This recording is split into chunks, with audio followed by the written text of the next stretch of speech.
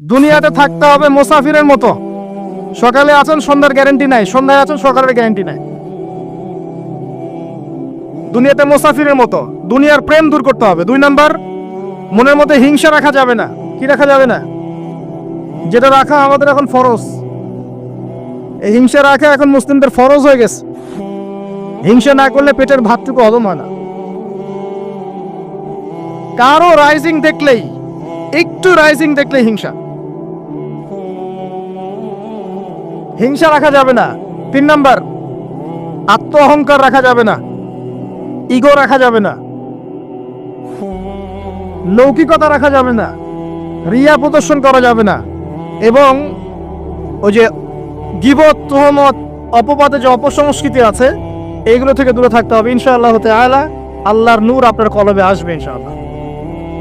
তখন ইনশাআল্লাহ তাআলা আপনি খিজির হবেন আলাইহিস সালাম, যে কিনা অনেক দূর পর্যন্ত দেখতে পারে, যা মূসা আলাইহিস সালাম পর্যন্ত পারেন নাই।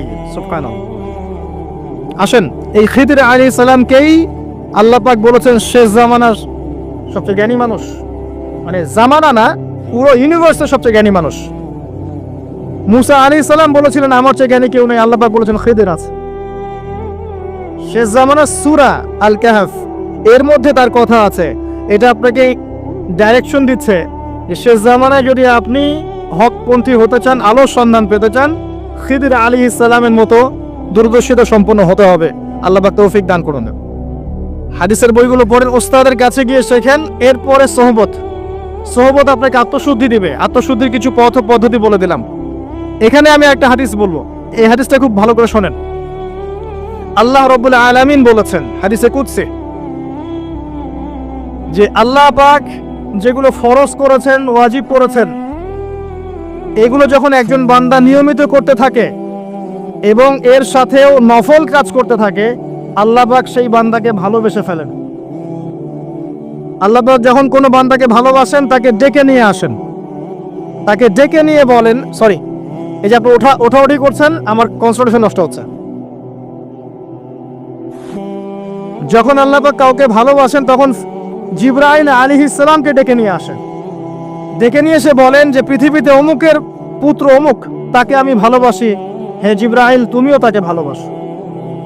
এরপর জিবরাইল আলাইহিস সালাম তাকে ভালোবাসতে থাকেন এবং অন্যান্য মালায়েকাদেরকে ডেকে জিবরাইল আলাইহিস সালাম বলেন আল্লাহ অমুককে ভালোবাসেন, আমিও তাকে ভালোবাসি, তোমরা সবাই তাকে ভালোবাসো। এরপর সমস্ত ফেরেশতারা তাকে ভালোবাসতে শুরু করেন।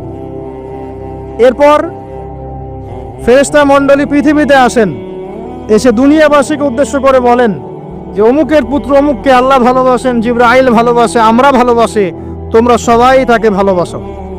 এরপর দুনিয়ার মানুষদের কাছে তার মর্যাদা বাড়িয়ে দেওয়া হয়, তার দিকে মানুষের মনকে ঘুরিয়ে দেওয়া হয় এবং তার প্রতি মানুষের ভালোবাসা সৃষ্টি করে দেওয়া হয়।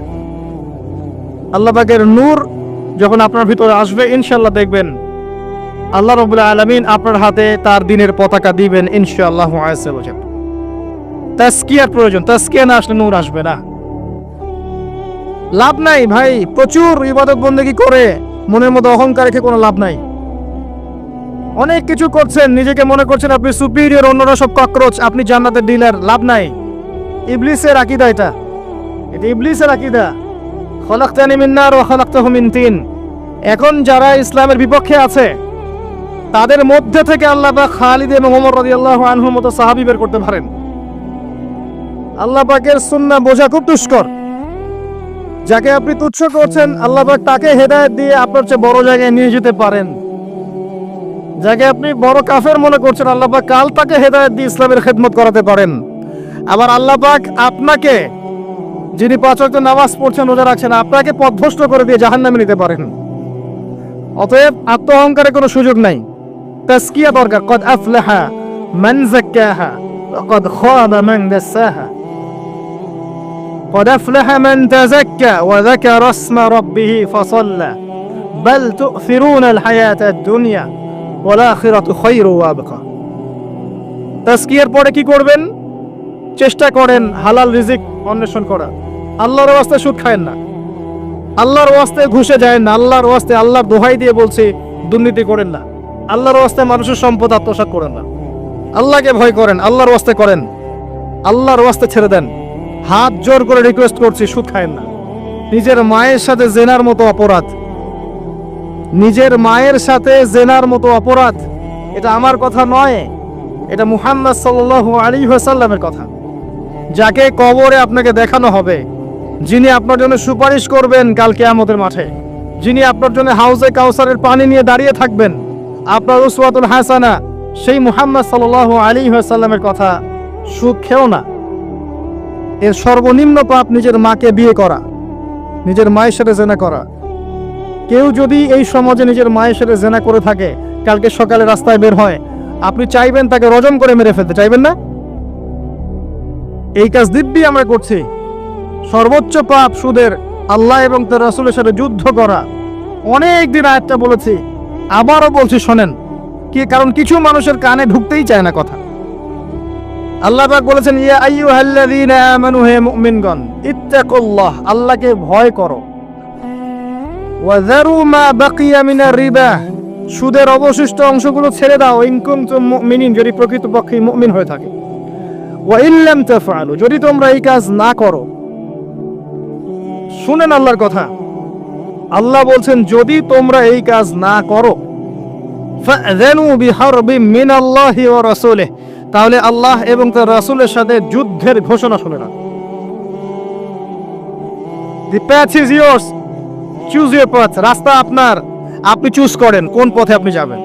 কেউ বাধ্য করবে না আপনাকে। লা ইকরাহা ফিদ দ্বীন, দ্বীনে কোনো বাড়াবাড়ি নাই। তরোয়াল দিয়ে